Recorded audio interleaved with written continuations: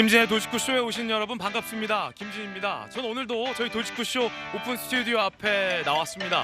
무더운 여름 날씨 폭염이 계속되고 있습니다. 이 폭염에 건강 잃지 않도록 각별히 조심하시기 바라겠습니다.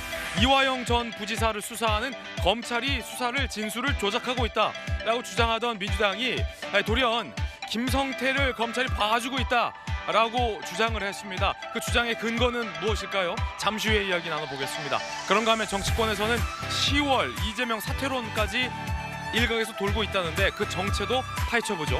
전 비가 오나 눈이 오나 매일 아침 이곳에서 여러분을 기다리겠습니다.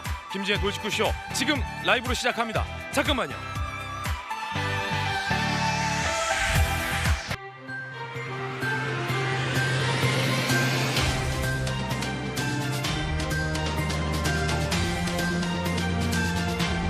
신문 읽어주는 남자입니다. 정치권에서 일각에서 한때 이재명 대표의 10월 사퇴론이 나왔습니다. 지도부가 서둘러서 선을 긋고 있습니다만 10월 사퇴론의 근거는 무엇일지, 실효성은 있는 건지 잠시 후에 이야기 나눠보겠습니다.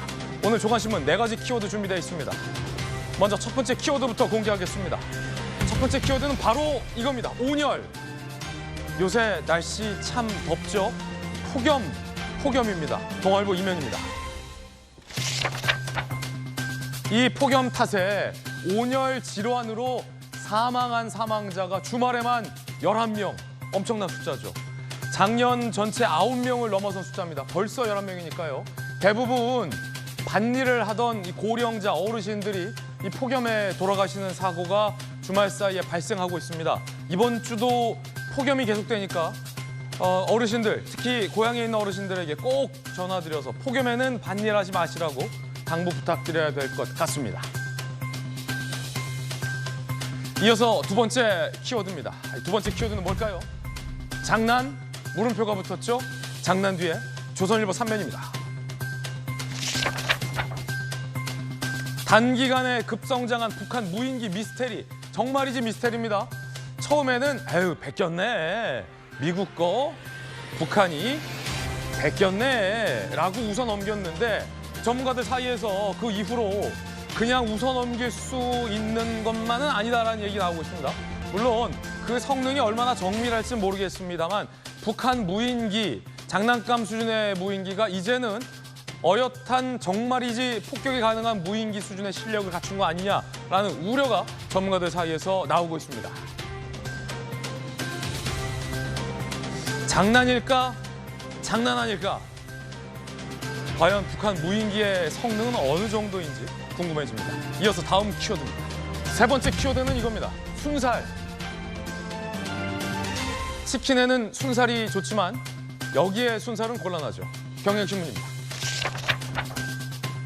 철근을 누락한 소위 순살 아파트, LH 아파트에서 15개 단지가 추가 확인됐습니다. 5곳은 이미 입주한 상태입니다. 국토부가 전수조사를 했더니 이렇게 나온 겁니다. 10곳은 설계부터 철근이 빠진 순살 아파트였고 5곳은 설계하고도 뼈를 발랐습니다. 이러면 부실해지죠. 얼마 전 한 아파트의 지하 주차장이 무너져 내린 것, 이 철근 누락과 무관치 않습니다. 원희룡 국토부 장관이 대노했다고 합니다. 이어서 다음 키워드입니다. 네 번째 키워드는 이겁니다. 소환. 한국일보 4면 기사 함께 보시죠. 검찰은 백현동 쌍방울 비리 실체에 접근했다며 다음 달에 이재명 대표 소환을 시사했습니다. 10월 사퇴론이 나오고 있고 8월 영장 청구설도 나오고 있는 가운데 다음 달에 이재명 대표를 일단 검찰이 소환할 것이 유력하다라는 얘기도 나오고 있습니다. 한동훈 장관은 야당의 사법방해는 범죄 영역이다라고 목소리 높였습니다. 오늘 김진의 돌직구쇼에서 집중 보도해드리겠습니다. 지금까지 신문 읽어주는 남자였습니다.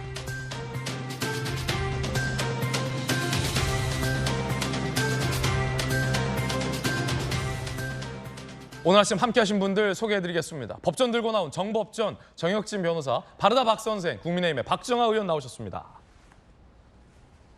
민주당의 재선 의원, 전재수 의원, 돌직구 좌장, 서울시 부시장을 역임한 김용주 의원 나오셨습니다. 어서 오세요. 민주당에서 이화영 전 부지사에 대한 검찰의 수사는 조작 수사다라는 주장이 있었죠. 그런데 거기에서 더 나아가 김성태를 검찰이 일부러 봐주고 있다라는 주장까지 나왔습니다. 첫 번째 이야기 지금 시작하겠습니다. 이재명 대표는 김성태 쌍방울 전 회장을 일컬어 노상강도다라고 비난을 했습니다. 한동훈 장관은 이에 대해서 뭐라고 밝혔을까요? 첫 번째 이야기로 지금부터 시작하겠습니다. 민주당에서 새로운 의혹을 제기했습니다. 지금까지는 이 전 부지사를 포함해 검찰이 조작하고 있다라는 주장이었는데 더 나아가 검찰이 김성태를 봐주고 있는 거 아니냐, 뒤집어 말하면 더 세게 수사하라 라고 압박하고 있는 겁니다. 민주당 검찰 독재 정치 탄압 대책위, 검찰이 김성태 주가 조작 혐의를 봐주게 하고 있다. 이재명 엮기 위한 사법 거래, 친윤 전관 예우가 의심된다라며 친윤 카르텔과 김성태 이런 언급도 했어요. 그러면서 쌍방울 수사팀 명단을 공개했습니다. 자, 이렇게요. 친윤 카르텔이다라고까지 목소리를 높이고 있습니다. 검찰이 김성태를 봐주고 있다. 그러면서 국가보안법 얘기까지 나오고 있는 그런 상황입니다. 민주당에서 아니 김성태를 왜 국가보안법 위반으로 기소 안 하느냐라고 검찰을 압박하는 다소 희한한 모양새가 나왔습니다. 정혁진 변호사님. 네네. 검찰이 이화영 전 부지사의 진술을 조작했다라고 주장했다가 법원에서 이화영 전 부지사 부부가 부부싸움을 하는 바람에 그 이화영 전 부지사 부인의 주장에 근거를 한 민주당의 주장이 좀 다른 측면도 있는 거 아니냐라는 모양새로 됐잖아요. 네네. 거기서 이젠 더 나아갔어요. 김성태를 봐주고 있다. 왜 국법법으로 기소 안 하느냐라는 네네. 건데, 자, 이 주장 어떻게 평가하십니까? 글쎄요, 이재명 대표 말씀에 따르면 검찰이 김성태 회장을 봐준 거죠. 예. 왜냐하면 국가보안법을 찾아보면은 그 9조에 2항이 어떻게 되어 있냐면 편의 제공한 북한에 대해서 편의 제공한 사람에 대해서는 형사 처벌한다 이렇게 되어 있거든요. 네. 그런데 그러니까 다시 정확히 이야기하면은 반국가 단체인 북한에게 금품 제공 등 편의 제공을 한 사람에 대해서는 10년 이하의 징역에 처해지도록 그렇게 규정을 하고 있는데 예. 김성태 회장이 500만 불, 300만 불, 800만 불, 100억이라고 하는 큰 돈을 북한에 줬으니까 북한에 금품 제공한 건 맞지 않습니까? 근데 여기에 대해서 검찰이 국가보안법 위반으로 기소한 게 아니고 외환거래법 위반으로만 기소를 했단 말이죠. 그런데 이재명 대표가 딱 봤을 때는 아무리 봐도 이건 국가보안법에 딱 떨어진 사건 아니냐 이렇게 생각을 하고 주장을 하는 것 같은데. 아니 그러면 이게 좀 딜레마인 게 네네. 북한에게 돈을 줬으니 국법법으로 기소하라라는 말은 일리가 있는 주장 같은데 지금 검찰이 보고 있는 건, 그리고 돈을 준 김성태가 주장하고 있는 건 그 돈 북한에게 주긴 했는데 그 돈은 이재명 대표를 위한 돈이다라는 거잖아요. 그런데 그걸 그 전에 이재명 대표는 도대체 민주당이 무슨 짓을 했는지를 아직 모르고 있는 것 같아요. 왜냐하면 민주당이 무슨 짓을 했습니까? 그 문재인 대통령 마지막 그 국무회의 때 정권 바뀌기 직전에 검수완박했잖아요.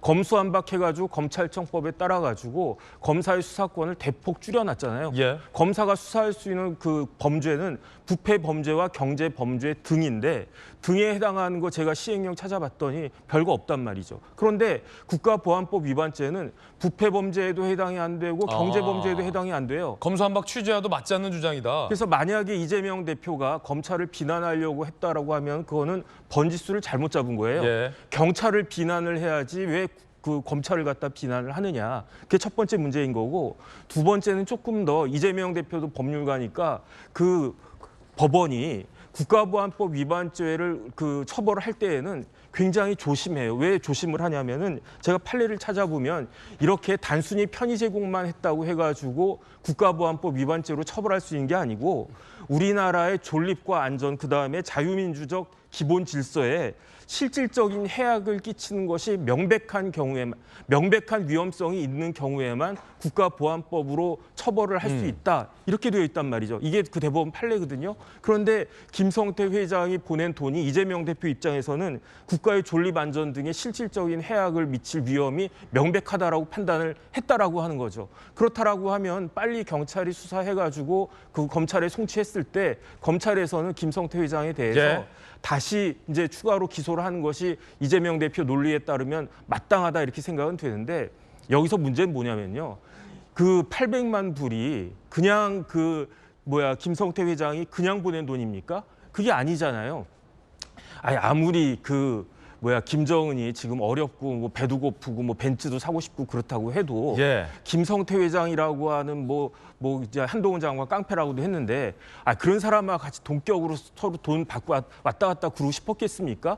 그러니까 결국은 김성태급으로는 북한하고 이게 커넥션이 있을 수가 없는데 결국은 뒤에 그 경기도가 있으니까 북한이 김성태 돈이라도 이제 받은 건데 결국 그렇다라고 하면 그다음에 이화영 부지사가 뭐라고 이야기했냐면 이 모든 과정들을 이재명 대표에게 보고했다고 그랬어요. 그렇다라고 하면은 만약에 김성태 회장이 국가보안법 위반죄로 처벌받는다라고 하면 그 이재명 대표 이화영 부지사는 똑같이 국가보안법 위반죄에 공동 정범으로 처벌받을 가능성이 굉장히 높은데 예. 그런데 도대체 어떻게 저런 이야기를 했는지 저는 사실 좀 납득이 되지가 않고요. 그거는 잠시 후에 제가 추가 질문 드릴게요.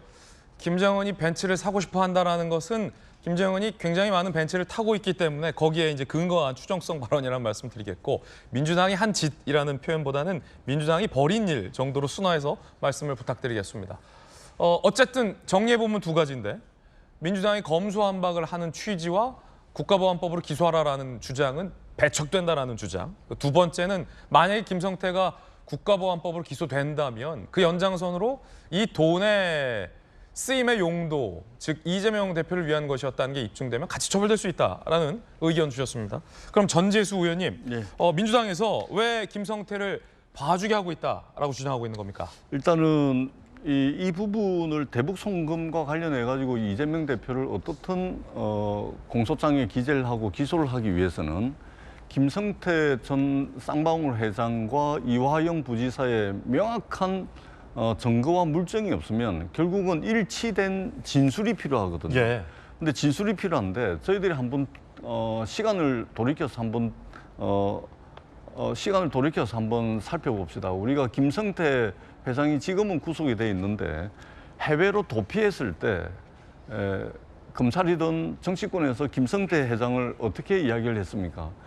조폭이다, 조폭 출신 기업가다, 또 기업 사냥꾼이다 이렇게 해가지고 천하에 믿지 못할 사람, 천하에 몹쓸 사람, 해외 도피 중인데 한국에서 한식 공수해가지고 해외에서 먹었다, 뭐 이 회를 공수해가지고 먹었다, 뭐 이런 거 해가지고 말하자면 천하에 몹쓸 사람이었지 않습니까? 근데 구속되고 난 뒤에는 그렇게 비판했던 김성태 회장의 진술을 지금은 신주단지에 모시듯이 모든 것이 진실인 것처럼 지금 이렇게 돼가고 있습니다. 신주단지 모시듯 받들고 있다. 지금 김성태 회장의 진술을 완전 진실인 것처럼 이렇게 이야기하고 있는 거 아닙니까? 그러니까 해외 도피 중일 때는 사기꾼이었고 구속되고 난 뒤에는 이 사람의 진술이 100% 맞다는 거 아닙니까? 그러니까 누구 장난에 춤을 춰야 될지 모르겠다는 말씀을 먼저 드리고 또 하나는 대한민국의 형사사법 체계는 증거와 물증에 의해서 공소장을 작성합니다. 예. 그리고 그렇게 작성된 공소장에 의해서 기소를 하게 되는 겁니다. 그러니까 검찰의 공소장에는 어떻게 되어 있냐면 김성태 회장과 관련해서 우리나라 돈으로 한 100억 정도 되는 돈을 국외로 몰래 빼돌려 가지고 이거를 북한 조선아태위원회 부실장에게 전달했다는 겁니다. 이것은 있잖아요. 국가보안법상의 편의 제공이 맞는 것이죠. 근데 국가보안법으로 기소를 안 합니다. 그리고 더 중요하게는 이게 특정범죄가중처벌법상의 재산 국내 반출입니다. 예. 이거는 있잖아요. 이게 지금 10년 이하 징역, 이게 재산의 국외 도피는 무기징역, 예. 10년 이상의 징역에 처할 수 있는데. 오, 무기징역? 그렇습니다. 이것도 이제 기소를 안 합니다. 공소장에는 이렇게 기록이 돼 있는데 공소장에 따라서 기소를 안 합니다. 그리고 더 중요한 거는 지금 공소장에 주가 조작 정황까지 나와 있습니다. 근데 주가 조작 중에서 부정거래에 대해서만 기소를 하고 혐의가 더 무거운 시세 조정 혐의에 대해서는 또 기소를 안 합니다. 그러니까 우리가 이러한 문제 제기를 하는 건 뭐냐면 검찰이 기존에 좋지 않았던 수사 관행들 중에서 말하자면 뭐 봐주기 또는 뭐 선택적으로 기소하고 선택적으로 수사하고 이래가지고 말하자면 어떤 사법 거래를 한 거 아니냐 예. 이런 그 검찰의 흑역사들이 분명히 있거든요. 그렇기 때문에 이런 부분들이 이제 저희들이 문제 제기를 하는 것이고 이런 부분들이 있다면 결국은 김성태 회장과 이화영 부지사의 어떤 진술을 얻어내기 위해 가지고 선택적으로 수사하고 또 선택적으로 기소한 것이 아닌가라는 예. 문제 제기를 야당이 하고 있는 겁니다. 그렇군요. 검찰의 봐주기 수사다라는 주장의 근거는 이러이러하다라는 설명이셨는데 그럼 만약에 검찰이 야당의 주장대로 민주당의 주장대로 김성태 쌍방울 전 회장을 국가보안법 위반 혐의로 기소한다면 검찰 입장에서는 이 돈이 이화영 전 부지사의 부탁으로부터 시작이 됐다. 즉, 야, 우리 지사 방북 좀 추진해 달라. 그리고 나서 김성태 전 회장이 방북 비용을 대납했다라고 보고 있기 때문에 검찰이 이재명 대표를 국가보안법 위반 혐의 공동정범으로 기소할 수도 있을 텐데 그건 자신 있으니까 이런 주장하시는 거죠? 그렇습니다. 그 뭐냐면 김성태 회장이 북한에 100억 원 가까이 돈을 보낸 것은 말하자면 그러니까 기업의 경영 활동상 북한의 천연 광물 자원이 굉장히 많지 않습니까? 그 중에서 희토류와 관련해 가지고 쌍방울이 남북 사이의 관계가 좋아지게 되면 희토류 채굴 사업에 대한 독점적 지위를 보장받기 위해서 사업상 필요에 의해서 100억 가까이 되는 돈을 먼저 보낸 것이지 이것이 이재명 지사의 어떤 방북 비용으로 쓰여졌던 것은 아니라는 것이 민주당의 주장인 것이고 그리고 더 중요하게는 민간 기업의 돈을 방북 비용으로 보낼 이유가 없습니다. 그때 경기도지사를 할 텐데요. 경기도지사를 하게 되면 경기도에 예산이 있습니다. 그렇기 때문에 그리고 평화부지사라고 하는 경기도의 공식 직제가 있고 그 공식 직제에 편성되어 있는 예산이 있습니다. 예산이 있기 때문에 그러한 예산을 가지고서 하면 되는데 그 엄청난 국가보안법에 적용을 받을 수도 있고 이렇게 이제 사법적으로 문제가 될 수가 있는데 그런 리스크를 껴안고 경기도지사였던 이재명 지사가 그렇게 할 이유가 있었겠습니까? 그렇기 때문에 저는 지금 김성태 회장의 진술은 상당히 신빙성이 좀 어렵다. 왜냐하면 해외 나가 있을 때도 저희들이 얼마나 많이 비판을 했었습니까? 그렇기 때문에 자신 있다. 이런 말씀을 드리는 겁니다. 방북 비용 등의 대납이 아니라는 건 자신 있다. 그렇기 때문에 국보법으로 처벌하라라고 주장을 하는 것이다라는 설명 들었는데요. 민주당에서는 김성태 국보법 기소 안 하는 건 말이 안 된다라며 친윤 카르텔 검사와 쌍방울이 일종의 카르텔을 형성하고 있다. 한 몸이다라는 식의 주장을 했습니다. 들어보시죠. 김성태의 행태로 보면 이게 편의 제공의 명백한 위반입니다. 국보법으로 하지 않는 것은 이건 말이 안 된다고 저는 생각을 합니다. 검찰 독재 정책 탄압 대책위원회가 쌍방울 수사는 수원지검 형사 6부 조직도랑 뭐 부부장 검사 이름까지 공개를 했는데 어떤 의도로 좀 이렇게 공개가 된 건지 반인권적인 강압 수사가 있었던 것은 아닌지 수원지검의 그런 부분들에 대해서 조사도 필요하고 민주당이 되지도 않는 물타기에 나섰습니다. 더 큰 문제는 과거 식물검찰을 만들기 위해 또 국민 편가르기를 위해 그토록 사용했던 악질적인 좌표 찍기를 다시 가동하고 있습니다. 민주당의 검사 실명 공개는 악질적이고 치졸한 사법 방해로 역사에 기록될 것입니다. 자, 이 민주당의 강수입니다. 친윤 검사와 김성태가 한 몸이다. 카르텔이다. 이유는 이재명을 잡기 위해. 증거는 국보법으로 기소 안 하는 걸 보니. 라는 주장인데 어떠십니까? 지금은 뭐 핵심 얘기는 다 나왔잖아요. 핵심은 소위 말하는 사법 거래예요. 플리 바게이닝. 뭐 법적으로 그런 게 안 돼 있지만 그 이재명 대표에 대한 대북 불법 송금에 관한 문제가 이재명 대표 턱밑까지 오니까 급해도 너무 급한 거예요. 무언가 지금 불을 빨리 꺼야 되고 이게 공교롭게 이화영 전 부지사가 검찰에서 똑같은 거예요. 방북 비용 대납을 이 지사에게 보고했다라는 네. 보도가 나온 이후에 민주당의 이런 강공들이 많이 나와요. 그런 거 똑같은 거죠. 그러니까 지금 정혁진 변호사 말씀 주셨지만은 사실은 국법법으로 기소할 수 있는 능력, 그 권한이 검찰에 있느냐 없느냐 이런 거는 생각할 겨를도 없는 거고 just now, 지금 당장 이걸 끊어내야 되는 거예요. 그러니까 지금 전체 그림은 어떻게 되냐면 김성태 쌍방울 전 회장을 봐주기 위해서 검찰이 거래를 했고 이화영 전 부지사를 봐주기 위해서 검찰이 거래를 한 거예요. 거래를 해서 이재명 대표에게 있지도 않은 혐의를 김성태 전 부회장 그다음에 이화영 전 부지사가 저렇게 검찰에 했다. 그러니까 두 사람도 나쁘지만 검찰이 정말 나쁜 사람들이다. 예. 라고 몰아가서 지금 나와 있는 진술들, 지금 중요한 진술이 바뀌고 있잖아요. 이화영 전 부지사도 진술이 바뀌고 있고 김성태 부회장도 지금 중요한 진술을 하고 있는 거 아니에요? 그거에 대해서 물타기, 흐리기, 그리고 이거 자체를 두 사람을 검찰과 거래한 나쁜 사람, 그리고 검찰은 이재명 대표를 기소하기 위해서 무조건 말도 안 되는 저 사람들의 말을 증거로 인용하고 있는 이 나쁜 사람, 거래한 사람, 그렇게 해서 검찰을 악마화해서 이 국면을 넘어가 보자. 내일 어떤 일이 생길지, 두 달 후에 어떤 일이 생길지, 이게 논리적으로 어떻게 꼬일지에 대해서는 생각 안 하고 just now, 지금 당장 이 국면을 모면해 보자라는 것 말고는 아무것도 해석될 방법이 없어요. 제가 볼 때는 거기에 핵심이 있으니까 모두 다 지금 검찰도 나쁜 놈, 검찰 명단, 수사검찰 다 명단 공개하고, 그다음에 김성태 부회장, 이화영 전 부지사 다 나쁜 얘기하고, 심지어는 뭐 법정에서 부부싸움까지 하는 이런 상상도 못한 일들이 막 생기는 겁니다. 예. 한동훈 법무부 장관은 민주당의 이 같은 주장에 대해서 뭐라고 반박했을까요? 한동훈 법무부 장관의 입장입니다. 이화영 압박 안 되니까 이제 김성태로 타깃 변경했냐라고 반문했습니다. 방북 위에서 깡패시켜 북한에 뒷돈 갖다 바친 건 민주당과 무관한 개인 비리다라고 한동훈 장관은 이야기를 했습니다. 그러니까 이 말은 뒤집어 보면 당시 경기도 지사였던 이재명 대표가 본인의 정치적인 대권 플랜을 위해서 깡패를 시켜서 북한에게 뒷돈 갖다 바친 혐의를 갖고 공당인 민주당이 뭐 이리 난리치냐라고 비판한 셈이 된 겁니다. 수원지검도 입장을 냈습니다. 민주당의 주장은 사실이 아니다. 여러 혐의로 기소해 중형이 예상된다라고 수원지검은 그 드라이한 입장을 냈습니다. 김형주 의원님, 네.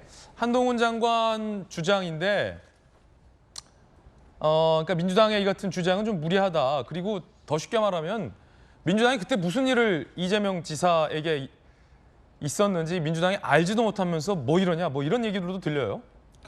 그렇습니다. 한동훈 장관이 일단은 뭐 민주당이 잘못한 것이 아닌데 왜 이렇게 민주당이 나서냐 이런 부분이 하나 있고요. 그때의 진실을 민주당이 알 수는 없잖아요. 네. 그리고 실제로 이재명 대표도 좀 억울할 수는 있습니다. 그러니까 우선은 이해찬, 이화영 이 두 분이 방북 사업을 주도해 갔을 테고 안부수 이런 분들이 같이 했을 테고 이재명 대표는 그런 부분에 대해서 총론적으로 동의하면서 그때 분위기는 어쨌든 남북 화해라든지 협력 분위기가 있었기 때문에 그걸 추진했다고 볼 수 있고 그래서 공식적으로는 의회에다가 예산을 올리는 스마트폰 사업을 했는데 문제는 그 과정에서 김성태라고 하는 한동훈 장관이 얘기하는 깡패와 같이 사업을 도모했다는 데 문제가 있어요. 이화영 부지사가? 네. 경기도가? 네, 그렇습니다. 그래서 사실은 지금 이미 객관적으로 보면 김성태라는 사람은 2006년, 2007년도에 불법 도박장 사건으로 이미 사실은 뭐 고리대부업도 했고요. 그때 실형을 살지 않았다는 거 좀 눈여겨볼 필요가 있습니다. 그때 이미 폴리바게닝해서 집행유예로 나온 사람이에요. 그러니까 자기 이익을 위해서는 무슨 정치하는 사람도 아니고 없는 것도 덮어 씌워서 자기를 말하자면 위한 일을 할 수 있는 사람과 그 통일과 평화 사업을 도모했다는 것 자체가 굉장히 큰 실책을 한 거라고 보여지고 또 이화영 부지사는 그런 사람의 돈을 어찌 보면 받아 쓴 거 아닙니까? 사실 일부 시인하기도 했는데. 뭐 법카나 네. 뭐 차량이나 운전기사 등등. 네. 그리고 이해찬 총리는 알고 갔는지 모르고 갔는지 쌍방울에 중국 공장까지 가서 사진까지 찍었습니다. 이제 그런 부분으로부터 자유롭지 못하다. 따라서 아까 공동 전범 그 정도의 어찌됐든 간에 그 범위 안에 들어와 있기 때문에 민주당 국회의원들이 뭐 국가보안법 주장을 한다는 것 자체도 상당히 잘 고민해야 될 것 같다. 왜냐하면 이화영이란 뚝이 무너지기 시작했기 때문에 결과적으로 같이 상의했다는 것을 하면 결과적으로 우리가 우리한테 부메랑이 될 수 있다는 생각이 들어요. 그래서 그런 부분에 대해서도 한번 정확하게 이 사건에 대한 누가 먼저 잘못했는지에 대한 부분을 우리가 좀 돌이켜 볼 필요 있다. 저는 그렇게 생각이 듭니다. 예. 김용주 의원님 민주당에 오래전부터 계셨으니까 민주당이 사실 국보법 폐지를 좀 많이 주장해 오지 않았습니까? 국보법 폐지를 많이 주장해 왔었는데 히스토리상 네. 이제는 김성태에게 왜 국보법 기소를 안 하느냐라고 다그치는 모양새인데 어떻게 보세요, 그 점은? 이제 그것도 사실은 이제 17대 국보법이 거의 무능화될 뻔했죠. 합의 정도 갔다가 안 된 그런 부분도 있고요. 또 실제적으로 저것은 왜냐하면 이미 그 이번 사안에 대해서는 안기부 국정원이 다 알고 있었고 신고했고 합법적인 절차를 받았고요. 국정원, 안기부는 옛날. 예, 옛날이고요. 국정원에서 정인으로 나와 있고 했기 때문에 아마 대북 사업에 대해서 국정원에도 다 신고를 했기 때문에 이제 그런 부분에 대해서 검찰도 체크한다고 예. 보여집니다. 그래서 완전히 물론 뭐 돈을 필리핀 카지노에서 밀반출하는 과정은 국정원이 모르게 했을 수는 있지만 예. 전체 이재명 대표와 관련된 사업에 있어서는 또 경기도가 하는 사업에 있어서는 국가와 함께 협의했다는 측면에서는 아마 그런 부분에 대해서 검찰도 조금 더 신중하다 그렇게 봐야 될 것 같습니다. 그렇군요. 앞서서 이제 정혁진 변호사님 한 가지만 분명하게 체크 부탁드리는데 네네. 민주당이 검수완박을 통과시켰잖아요. 네. 한동훈 장관은 시행령으로 등에 근거하여 검찰이 그래도 마약이나 뭐 조폭 수사 같은 거는 수사를 할 수 있게끔 연명을 하고 있는 상황이잖아요. 네네. 그럼 현 상태 그 검수완박을 통과시켰고 시행령을 발의한 상태에서도 국가보안법 항목은 검찰이 수사할 수 없는 거죠. 제가 그래서 직접 한번 또 찾아봤어요. 예. 거기 이제 검찰청법에 어떻게 규정이 되어 있냐면 검사의 수사 개시 범죄 범위 규정을 만들어 가지고 그것만 수사할 수 있다라고 규정을 해놨거든요. 그래가지고 1번이 부패 범죄고 2번이 경제 범죄고 3번이 등이란 말이에요. 기타 범죄. 그런데 부패 범죄 이렇게 쭉 찾아보다 보니까 국가정보원법 22조를 검사가 수사할 수 있다라고 돼 있어요. 예. 그래서 국정원법 22조가 뭐지? 제가 찾아봤더니 그거는 이러한 뭐 국가보안법 수사라고 하는 게 아니고 직권남용죄예요. 그러니까 국정원 직원이 뭐 어떤 이렇게 직권남용 해가지고 뭐 고문을 한다든지 뭘 한다든지 그런 거 못하도록 그런 부분들만 검사가 수사할 수 있도록 규정을 한 거지 일반적인 국가보안법은 이제는 내년부터는 국정원에서도 그거 수사 못합니다. 그거는 모조리 다 경찰이 하도록 그렇게 그 규정이 되어 있는데 지금 누군가가 또 이 부분에 대해서 마침 고발을 했대요. 그래가지고 경찰이 김성태 회장에 대해서도 국가보안법 위반 가지고 수사를 할 텐데 제가 곰곰이 생각을 해봤어요. 만약에 제가 변호사였다라고 하면 김성태 회장의 변호사였다라고 하면 뭐라고 이야기했을 거냐면 이런 위험이 있습니다. 국가보안법 위반죄로도 처벌받을 위험이 있습니다라고 이야기를 했었을 것 같아요. 최악의 상황을 이야기를 해줘야 되니까. 그러면 사실 김성태 회장 입장에서는 얼마나 겁이 나겠습니까? 단순히 김성태 회장 혐의가 뭐 횡령, 배임, 뭐 자본시장법 위반 이렇게 쭉 많지만 거기에다가 국가보안법 위반, 국가보안법이 지금 말이 순화가 돼가지고 국가보안법이지 옛날엔 이게 반공법이었다고요. 반공법이었죠. 그러니까 반공법 위반했다라고 하는 건 간첩이라는 이야기거든요. 그러면은 야 내가 간첩죄로 처벌받는 거냐 이렇게 쫄았을 텐데 김성태 회장이 다행히 이 부분을 넘어갔단 말이에요. 예. 그랬는데 갑자기 그 뜬금없이 난데없이 그 이재명 그 대표가 너 국가보안법 위반으로도 처벌받아야 돼 이렇게 이야기를 하고 또 이제 국정원 출신 민주당 국회의원도 나와가지고 이거는 국가보안법의 명백한 편의 제공죄가 됩니다 이렇게 이야기를 하니까 김성태 회장은 지금 아마 이제 구치소 안에서 벌벌벌 떨면서 이거 도대체 근데 뭐 하자는 이야기냐. 그 김성태 회장이 뭐라고 진술을 했냐면 이화영 부지사가 이회창 이재명 대표에게 내가 당신이 방북자금 제공한다라고 하는 것을 보고했단 말을 들었다라고 김성태 회장이 진술했거든요. 그다음에 그 이야기를 듣고 300만 불 보냈지 그런 확신한 그런 말도 없이 그 이야기도 듣지 않고 300만 불이 얼마나 큰 돈인데 그 돈을 그냥 막 보냈겠습니까? 그렇다라고 하면은 김성태 회장 입장에서는 도대체 저 사람은 나랑 똑같은 처지인데 왜 저런 이야기를 갖다가 했을까라고 정말로 희한하게 생각하면서 지금 구치소에서 황당해하고 있지 않을까 하는 생각이 듭니다. 예.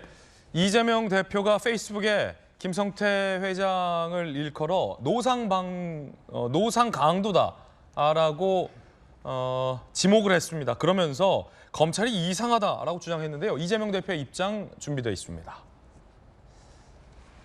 노상 강도를 경범죄로 기소한 이상한 검찰. 그러니까 검찰이 봐주고 있다는 주장이에요. 검찰은 쌍방울 김성태 800만 불 해외로 빼돌려 북한에 몰래 주었다. 공소장에 써놓고도 막상 기소는 중범죄 다 빼고 외환관리법 위반만 적용했다. 왜 국법법 위반으로 기소 안 하느냐? 안 하는 걸 보니 봐주는 거다라고 이재명 대표도 주장을 하며 김성태 회장에 대해서 노상 강도라고 주장을 했습니다. 그런데 오늘 조간신문 몇몇 조간신문에서는 이재명 대표와 민주당의 김성태 회장을 노상 강도로 지목하고 있는 표현과 관련해서 비판적인 지적이 나옵니다. 김성태 쌍방울 회장이 아직 본격적인 진술을 하기 이전, 그러니까 지난 2월쯤으로 돌아가 보면 김성태 회장이 술술 불기 전만 해도 민주당에선 왜 김성태를 깡패라고 부르느냐라며 오히려 한동훈 장관을 공격했다라는 겁니다. 그때는 깡패가 아니다라더니 이제는 노상 강도다라는 주장이 많이 바뀌었다라는 건데 그때 당시 누가 말했는지 찾아봤더니 김남국 의원이었군요. 들어보시죠. 장관님 발언이 조금 우려스러운 점이 상당 부분 있습니다. 너무 이렇게 단정적인 표현을 쓰시는 게 많아요. 지금 김성태 회장 자표기 송환되기도 전인데 이 피의자에게 깡패라는 이 표현 써도 되는 겁니까? 깡패라고 봅니다. 장관이 그렇게 말씀하셔도 되는 거예요? 멀쩡한 기업 사냥해서 주가 조작하고 돈 빼돌리고 정치인에게 뒷돈 주고 북한에 몰래 돈 준 범죄인 이렇게 또 규정을 하셨어요. 저는 과연 법무부 장관으로서 할 수 있는 말인지 좀 걱정스럽습니다. 민주당 측에서 대개 거기에 옹호하는 발언을 하시거나 아니면 검찰 수사를 조작이라고 폄훼하시거나 이런 것에 대한 제가 거기에 대응하는 말을 했던 것이고요. 기억을 되새겨보고 당시 영상을 보니 확실히 당시 이재명 대표와 가까운 민주당 의원들 입에서는 아니 왜 기업인을 상대로 깡패라고 단정을 하느냐, 검찰이 무리하게 프레임을 씌우는 거 아니냐라고 반발했었던 게 선명히 기억이 납니다. 깡패도 아니다라는 주장이었는데 이제는 더 나아가서 노상 강도라고 주장을 하고 있으니 입장이 좀 많이 바뀐 것 같다라는 지적이 오늘 조간신문에 나오고 있어서 질문 드립니다. 두 분께. 박정호 의원님, 네. 그때는 깡패라고도 부르지 말았더니 이제는 깡패보다 더 센 노상 강도라고 규정을 합니다. 깡패보다 노상 강도가 더 무서운 거 아닙니까? 그때는 김성태 전 회장으로부터 좋은 얘기가 진술이 되기를 바라야 되는 거죠. 김성태의 마음을 도닥거려야 되는 거니까 저렇게 얘기를 하죠. 적극 옹호하고 왜 법무장관이 깡패라고 지칭하느냐라고 하는데 우리가 과거를 한번 조금 더듬어서 세 가지만 정리할 필요가 있어요. 첫째 하나는 이 스마트폰 이렇게 뭐 하면서 진행됐을 당시에는 대북 사업이 교착돼 있었어요. 이재명 대표가 대북 사업을 뭔가 뚫고 나가면 굉장한 그 대선 가도에 유리한 국면을 찾게 되는 그런 상황이었어요. 그런데 스마트팜 사업을 진행을 하다가 사실은 경기도의회에서 이게 부결이 됐어요. 처리할 방법이 없고 김정은 위원장까지 보고가 됐다고 하는데 그 곤란한 상황에 짜잔 하고 이화영 부지사가 김성태라는 사람을 데리고 나타나서 800만 달러, 80억 정도를 해결해 주는 거예요. 그래서 무언가가 진행이 돼. 너무너무 이재명 당시 지사 입장으로서는 굉장히 고마운 사람. 이후에 쭉 우리가 다 아는 뭐 이화영 부지사가 어떻게 됐고 그다음에 그 사이에 이해찬 뭐 전 총리의 사무실이 어떻게 됐고 뭐 이런 줄줄이 별의별 일이 쭉 다 왔던 거예요. 중요한 거는 딱 세 가지. 김성태가 대북 사업을 끌어가는데 굉장히 고마운 중요한 사람. 그래서 모친상의 비서실장까지 보내서 조문을 한 거 아니에요? 그런데 지금 와서 바뀐 거예요. 지금 와서 김성태가 마음을 바꿔가지고 나한테 내 턱 밑까지 오는 또 다른 불리한 진술을 하기 시작하니까 김성태가 보호해야 할 대상에서 지금 노상 강도로 바뀌어가는 거예요. 이거는 똑같아요. 본인한테 직접적으로 뭔가가 오는 불리한 진술을 하면 유동규도 나쁜 사람이 돼야 되는 거고 이화영도 나쁜 사람이 됐어야 되는 거고 김문기 사장도 모르는 사람이었어야 되고 이제 와서는 김성태 전 부회장마저도 노상 강도가 돼야 되는 거예요. 다음 주인가 그 다음 주인가 뭐 정진상 부실장도 그다음에 김용 부원장도 다 뭐 검찰에 간다는 거예요. 만약에 이 사람들이 너무 많은 증거 때문에 또 본인한테 이재명 대표한테 불리한 직원이 민주당한테 불리한 직원이 가면 저는 정진상도 정신 나간 사람 모르는 사람이고 김용도 모르는 사람이고 심지어는 막판 가면 이재명 대표는 민주당도 나 모르는 당입니다라고 할 사람이에요. 이게 다 뻔한 그림 속에서 진행되어 오는 내용입니다. 예, 전재수 의원님, 그때는 깡패라고도 부르지 말라. 김남국 의원 포함해서 그때 친명계 의원들이 그랬거든요. 근데 이제는 깡패라고 부르던 한동훈 장관 탓하는데 한 장관보다 더 세게 노상강도다라고 하니까 보는 사람 입장에서는 아리둥절하긴 합니다. 근데 그 해외 도피 중일 때와 예. 또 지금 구속 수감 중일 때 김성태가 다른 사람이 아니죠. 예. 같은 사람이죠. 그러니까 그때는 깡패였는데 뭐 지금은 아니다. 뭐 그거는 저는 아니라고 보고요. 저렇게 하면 김남국 의원이 저렇게 이야기를 했던 것 같은데 그때 당시만 하더라도 저 같은 경우는 조폭 출신 기업가다. 그다음에 기업 사냥꾼이다. 뭐 이렇게 이제 비판했던 기억이 있는데 그때 뭐 사람이 다른 사람은 아닙니다. 같은 사람이라는 거 맞고요. 깡패도 맞고요. 사업가도 맞고요. 그다음에 구속 수감돼 있는 범죄 피의자도 맞고요. 그다음에 주가 조작 사기범이라고 볼 수도 있는 것이고요.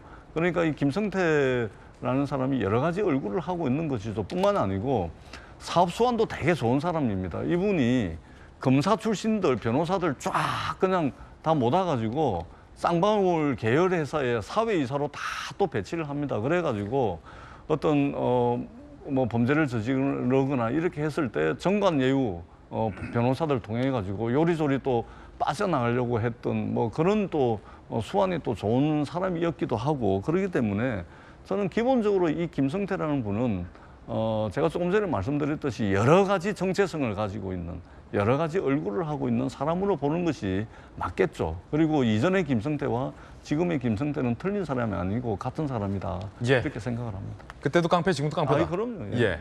그렇다면 그때 왜 친명계 의원들은 깡패라고 부르지 말라라고 한 장관을 다그쳤던 걸까요? 일종의 미스터리가 되겠군요. 그런가 하면 박주민 의원 등 한동훈 법무부 장관의 최근 발언을 문제 삼았습니다. 민주당이 검찰청에 몰려가 드러눕고라고 한 그 표현, 드러눕지 않았는데 드러누웠다라고 연좌농성을 폄훼했다라며 모욕적인 표현이다라고 문제 삼았습니다. 들어보시죠. 검찰청에 몰려가서 드러눕고 영치금 보내기 운동하고 성명서 내고 또 압박하는 행태를 보이고 있는데요. 이건 권력을 악용한 최악의 사법 방해이자 스토킹에 가까운 행태라고 생각합니다. 드러눕고 이런 취지의 표현을 썼어요. 근데 드러누는 사람이 없거든요. 이런 사실과도 다르고 굉장히 과장됐을 뿐만 아니라 국회의원들에 대해서는 모욕적 표현이죠. 드러누운 적이 없는데 왜 우리한테 드러누웠다라고 하느냐. 이 모욕적인 표현이다라는 박주민 의원의 반발입니다. 그러자 한 장관은 뭐라고 대꾸했을까요? 한동훈입니다. 한동훈 장관, 민주당 노골적인 사법 방해하는 것에 대한 창피함은 못 느끼나 모욕당한 건 사법 시스템이다 라고 반박했습니다. 오히려 민주당 의원들이 모욕당한 것보다 사법 시스템이 모욕당했다라고 되치기 한 건데 김용주 의원님, 네. 박주민 의원의 지적은 드러누운 적은 없다라는 건데 그 말 그대로 보면 앉아 있었지 누운 적은 없어요. 그런데 통상 표현을 할 때 연좌농성 항의할 때 어디 앞에서 드러누웠다, 항의했다라는 관용적인 표현은 또 왕왕 쓰는데 어떻게 봐야 됩니까? 그러니까 또 한동훈 장관이 좀 더 조심해서 말을 했어야죠. 앉아서 때를 쓰고 이렇게 허질러 앉아. 예, 드러눕지를 않았는데 드러누웠다. 그거 가지고 말을 뭐 국회의원들은 여러 가지 어쨌든 말로 싸움을 하는 사람들이니까 모욕적이라고 느낄 수 있는데 뭐 어쨌든 뭐 한동훈 장관 나름대로의 얘기를 하는 건데 기본적으로 한 장관의 저런 센 발언의 배경을 잘 볼 필요가 있어요. 한 장관이 얘기했듯이 이 사람은 불법 도박장, 고리대금 업자입니다. 김성태라는 사람은. 그리고 원래 소위 조폭 출신이고 또 실제적으로 자기가 2006년, 7년에 소위 불법 도박장 개설로 들어갔을 때도 형은 안 살고 집행유예로 나올 만큼 능수능란한 사람입니다. 그 사람들하고 협작하고 또 실제로 이재명 대표를 어떻게 생각하겠습니까? 한때 노상강도의 모친상에 조화 보내고 측근 보냈다. 그래놓고 이제 와서 또 뭐 자기 부지사는 노상강도로부터 노상강도한 돈을 받아 먹었다. 법인카드 받았었다. 네. 그렇게 한동훈은 생각할 거예요. 그러니까 실제로 그렇기 때문에 실제로 민주당 의원들의 저 행태 자체를 곱게 볼 리가 없는 거죠. 한 장관 입장에서. 예. 그리고 이것은 왜 굳이 민주당 의원들이 저렇게 나설 일인가? 이재명 개인의 문제였다. 이렇게 정리를 왜 손절하지 못하냐? 이제 그런 얘기를 하는 것입니다. 김영주 의원께서는 이건 이재명 대표와 경기지사 시절에 벌어진 지극히 개인적인 사법 리스크다 이렇게 보십니까? 저는 제 개인적으로 한 장관 별로 좋아하지 않지만 한 장관이 저렇게 표현하는 부분에 대해서 공감 갖고 있습니다.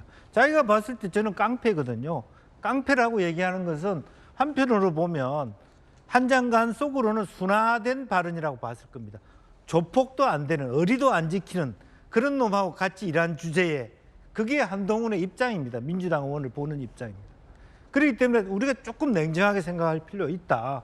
저는 한편으로는 일반 시민으로 들어갔을 때 민주당 국회의원들이 고귀한 국회의원이라는 그 직위를 엉뚱한 데 남용한다고 봐요. 그게 한 장관 입장하고 내하고 같이 생각하는 부분입니다.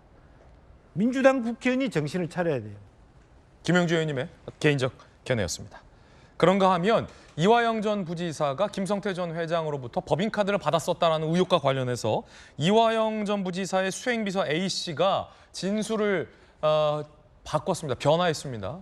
인정을 한 건데요. 함께 보시죠. 이화영 전 부지사 쌍방울 법인카드 3억여 원 사용 혐의로 검찰은 기소한 상황. 수행비서는 뭐라고 진술 변화를 했을까요? 지난 3월에는 모두 내가 쓴 거다. 부지사님은 안 썼습니다라고 했다가 검찰이 증거를 갖고 수사의 강도를 높여오자 최근 검찰에서 쌍방울 법카 일부는 이화영이 쓴 게 맞다라고 진술을 했다라는 겁니다. 이렇게 되면 조금 전 김영주 의원님 말했던 것처럼 정법전 노상강도가 준 법카 일부를 본인이 임명한 부지사가 쓴 셈이 됐는데 그렇죠? 그런데 이거는 제가 봤을 때 노상강도 아니에요. 노상강도는 뭐냐면 법적으로 강도는 폭행이나 협박으로 돈 뺏은 사람이 그 강도거든요. 오히려 돈을 줬다. 김성태가 돈을 뺏겼지 돈을 뺏었습니까? 제가 봤을 때 김성태 회장은 미치고 활짝 뛸 것 같아요. 왜냐하면 경기도 북한 그 카르텔에 의해 가지고 100억이 넘는 돈을 갖다가 뜯겼는데 나를 갖다가 노상강도라고 하나? 그러면 노상강도 돈을 뺏은 사람들은 뭐가 되는 겁니까? 그러니까 이재명 대표는 말을 정확하게 하셔야 돼요. 법조인이잖아요. 법조인이면 깡패는 맞을 수 있어요. 깡패는. 그런데 노상강도는 무슨 그 증거 있습니까? 오히려 돈 뺏겨가지고 제가 봤을 때는 불쌍하기만 하구만. 그러니까 지금 이런 부분들 가지고 자꾸 말이 이렇게 틀리고 하는 것들은 좀 다시 한번 봐야 될 것 같고요. 이화영 부지사 입장에서는 사면 초과예요. 노예의 아웃, 빠져나갈 길이 없어요. 그러니까 아마 지금 이화영 부지사 그 감옥에 앉아가지고 막 진짜 비싼 돈 들여가지고 해는 지금 임플란트도 빠지면서 막 눈물이 날 것 같은데 지금 이화영 부지사는 뭐가 문제가 되냐면요.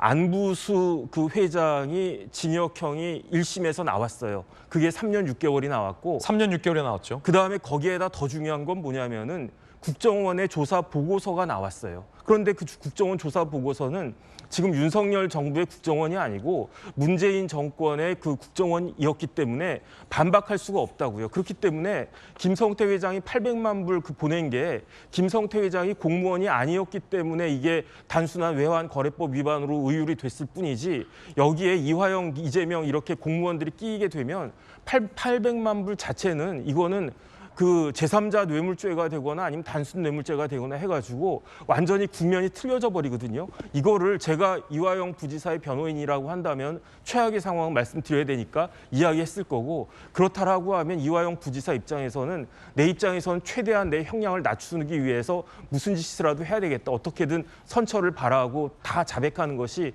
필요하다. 지금 그런 입장일 것이다라고 저는 추측이 됩니다. 예, 정익준 변호사님 개인 견해까지 전해드렸습니다.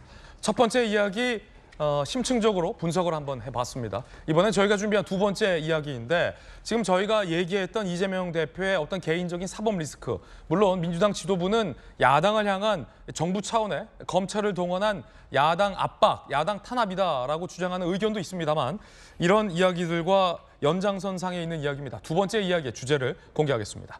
함께 만나보시죠. 정치권 일각에서 이재명 대표의 10월 퇴진설이 나왔습니다.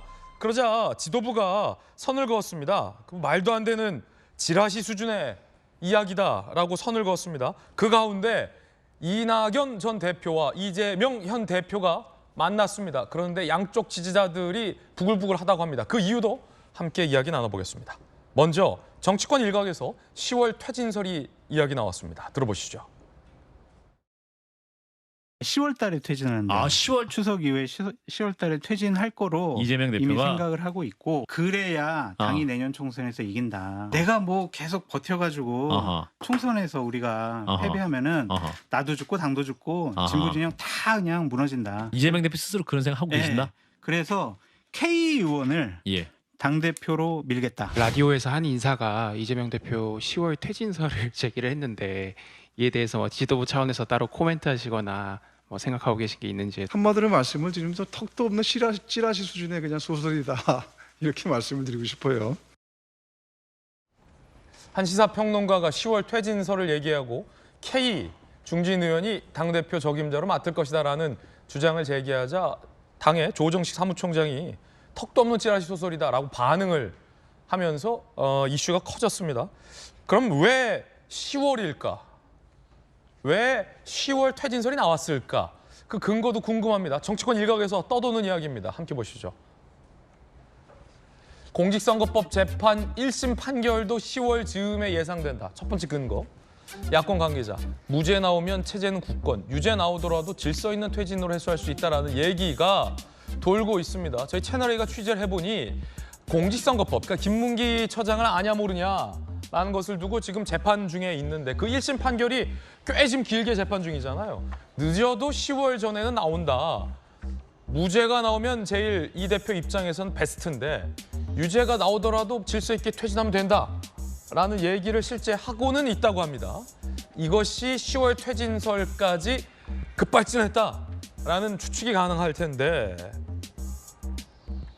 여기에 친명계 좌장격인 정성호 의원이 지난 2월에 이재명 대표가 당을 위해서 총선 승리를 위해서 뭐라도 결단할 것이다 라는 발언까지 했던 기억이 더해지면서 10월 퇴진선이 나왔다라는 분석이 있습니다. 정성호 의원, 총선 4개월 전 이재명 대표도 민주당이 총선에서 승리할 수 있는 방법을 선택할 것이다 라고 당시 정성호 의원이 총선 4개월 전이라고 뭔가 시점을 못 박았던 것도 10월 사퇴설, 퇴진설에 무게를 싣고 있다라는 주장이 정치권에서는 나오고 있습니다. 물론 지도부에서는 지라시다, 전혀 사퇴할 마음 없다라는 반박도 나오고 있다는 거 소개해드리고 있습니다. 박 선생님, 네, 여러 가지 나름 근거는 있네요. 보니까 뭐 공직선거법 재판, 뭐 정성호 의원이 총선 4개월 전 뭐 결단설 뭐 등등등.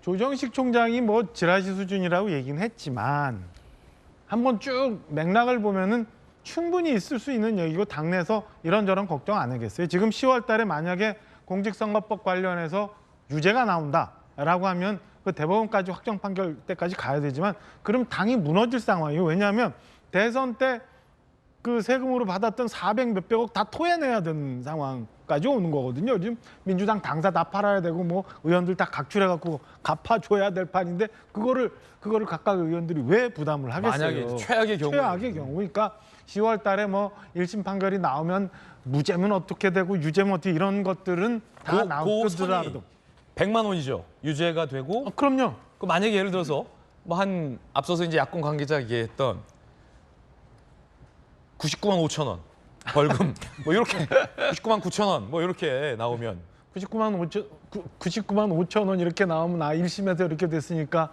항소심 갖고는 양형 좀 처리해서 좀 줄면 안전해지겠다라고 얘기해.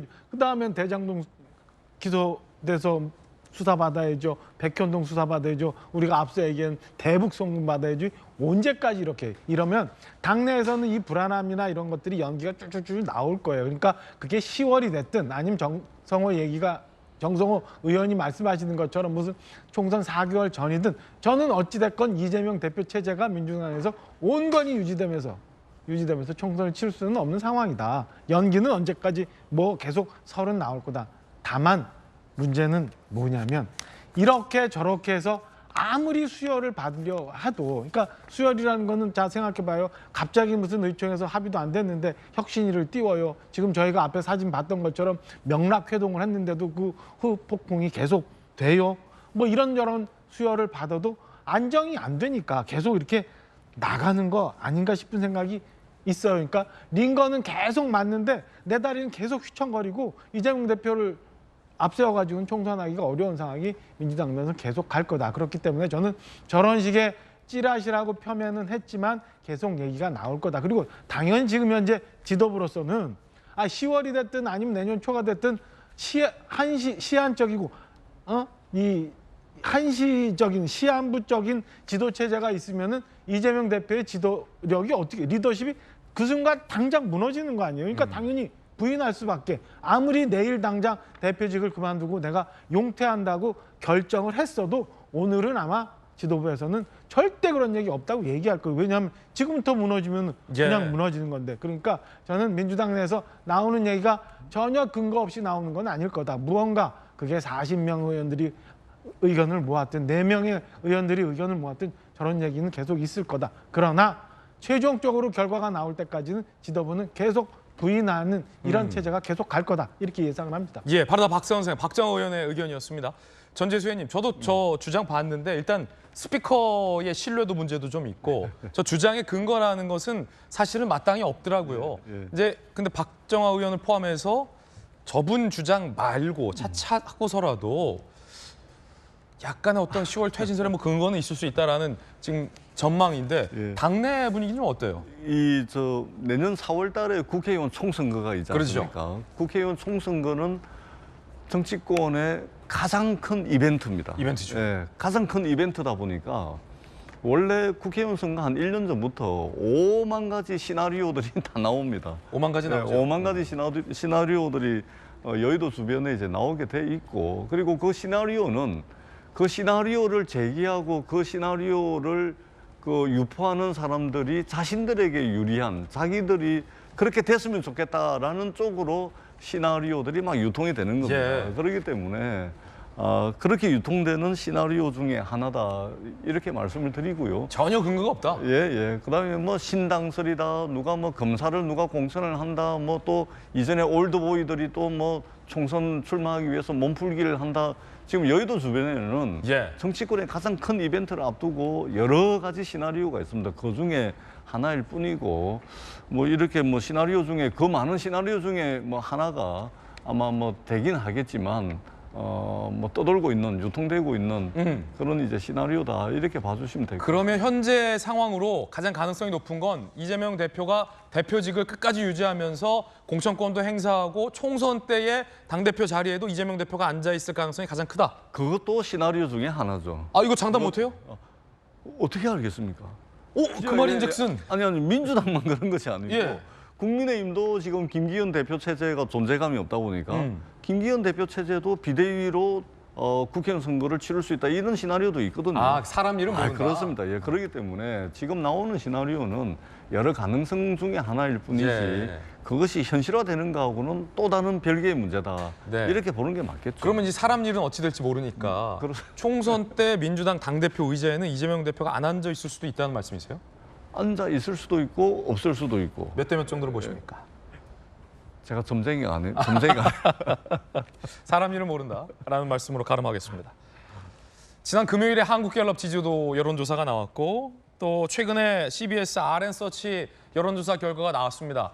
여론조사를 잘 흥미롭게 읽으시려면 그날의 수치가 몇 대 몇이냐라는 단편적인 수치보다는 그 이전의 여론조사와 비교해서의 흐름, 방향성을 읽으시는 게 정확하다라고 여론조사 전문가들은 입을 모읍니다. 그래서 그 방향성은 어떤 변화를 보이고 있는지 제가 저희 돌직구쇼의 대형 미디어월에 나가서 직접 양당의 여론조사 추세를 브리핑해드리겠습니다. 저와 함께 이동하시죠. 이제 선거가 다가오고 있는 것 같습니다. 대형 미디어월 앞에서 제가 자주 나가는 걸 보면 확실히 선거가 다가오고 있는 것 같습니다. 국민의힘과 더불어민주당 최근 민심의 변화는 어떨까 상당히 궁금해집니다. 총선이 얼마 남지 않은 지금 이 시점 이재명 대표의 10월 사퇴설까지 제기될 만큼 민심의 향방에 양당이 굉장히 촉각을 곤두세우고 있는 요즘입니다.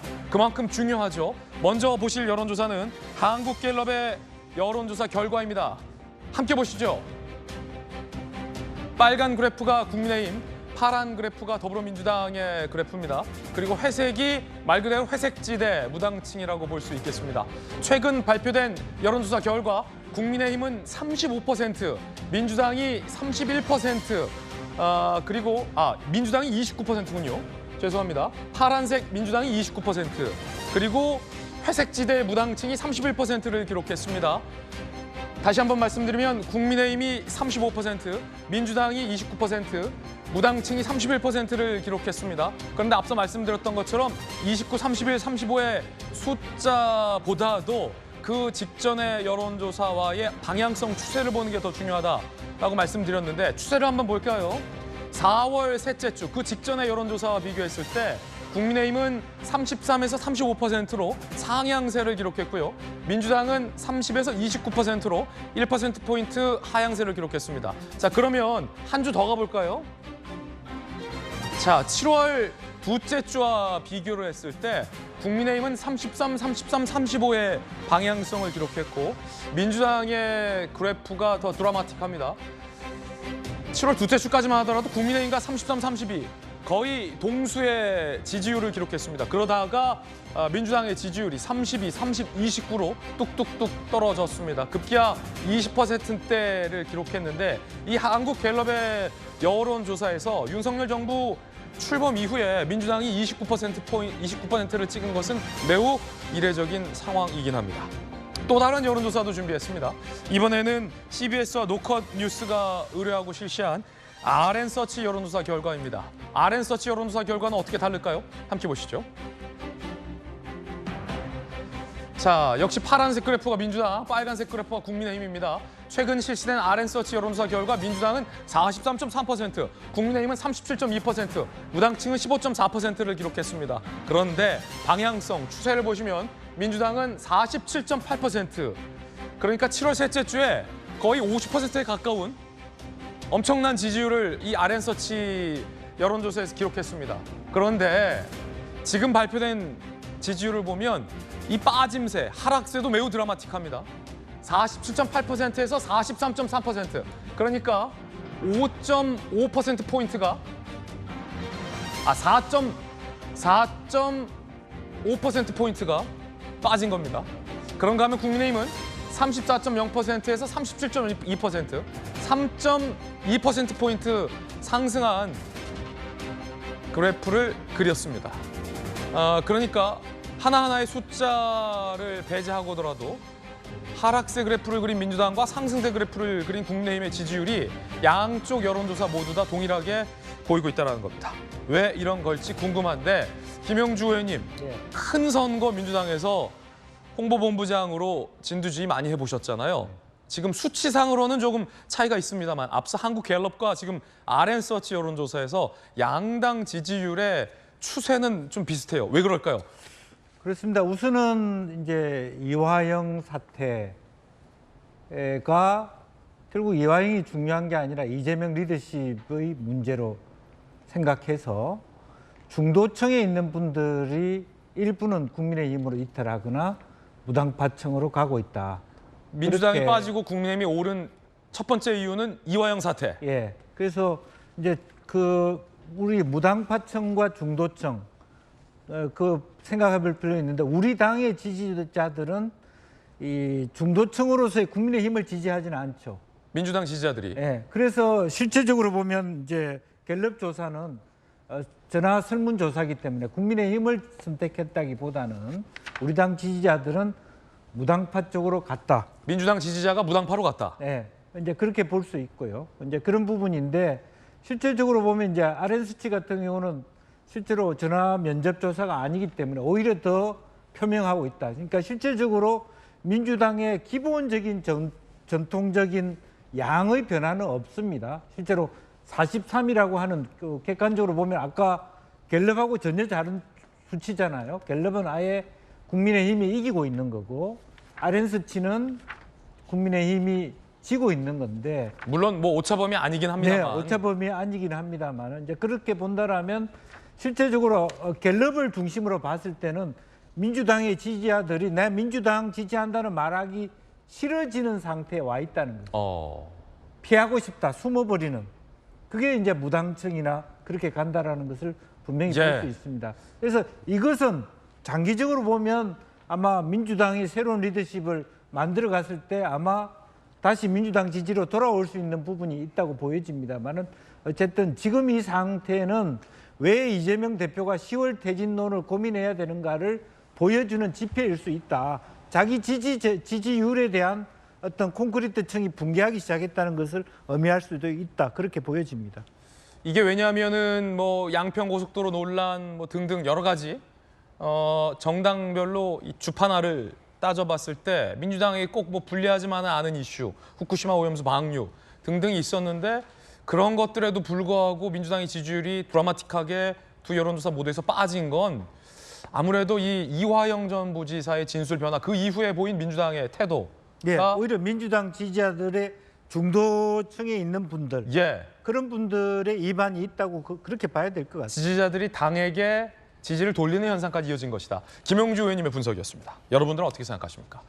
그 가운데 이낙연 전 대표와 이재명 현 대표, 이재명 대표와 이낙연 전 대표가 드디어 만났군요.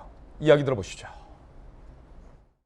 그 두 분 저희 기자단에 공지하신 내용 봤는데 그 외에 어떤 말씀 나누셨나요?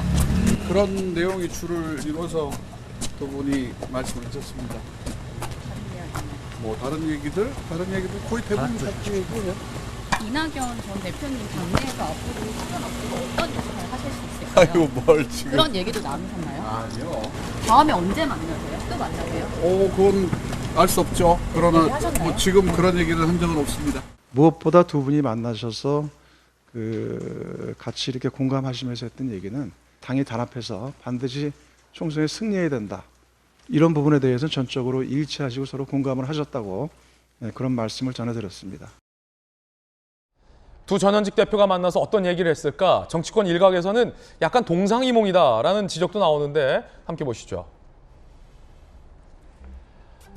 당 관계자들의 전언에 따르면 그리고 그를 다룬 보도에 따르면 이 대표는 개딸들의 비명계 공격 중단을 요구한 이낙연 대표에 대해서 중단시키기 위해서 상당히 노력하는데도 마음대로 잘 안 된다라고 난색을 표명했다고 전해지고 이낙연 전 대표는 그래도 이 대표가 더 노력해야 된다라며 주문했다는 겁니다.